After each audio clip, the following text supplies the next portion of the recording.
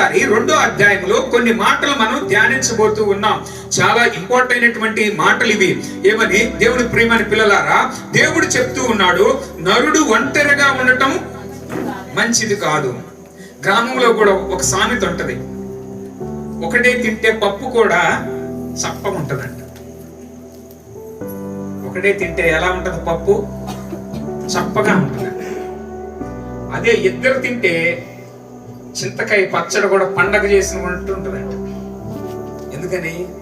ఆ మాటలు ఈ మాటలు ముచ్చటలు చెప్పుకుంటారు కనుక ఇద్దరు కలిసి తింటే పచ్చడైన పండగలాగా ఉంటది, ఒక్కడే తింటే పప్పు కూడా చప్పగా ఉంటది. అలాగే దేవుడు కూడా అన్నాడు, నరుడు ఒంటరిగా ఉండటం మంచిది కాదు అని. 1వ అధ్యాయంలో చూసాం, వెలుగు మంచిది అని అన్నాడు కదా. భూమి చేసినప్పుడు మంచిది అని అన్నాడు, చెట్లు చేసినప్పుడు మంచిది అని అన్నాడు, జంతువుల్ని చేసినప్పుడు మంచిది అని అన్నాడు. కానీ ఒకసారి మాత్రము మంచిది కాదు అని అన్నాడు. ఏమన్నాడు? మంచిది కాదు. ఎందుకు మంచిది కాదు అని అన్నాడు? ఈరోజు మనం ఎవరు అన్నారు ఈ మాట అంటే దేవుడు అన్నాడు. ఎప్పుడు అన్నాడంటే ఆదాము పాపము చెయ్యక ముందే అన్నాడు. ఎందుకు అన్నాడంటే మనిషి సంపూర్ణుడిగా ఉండాలని. మనిషి ఎలా ఉండాలని? సంపూర్ణుడిగా ఉండాలని.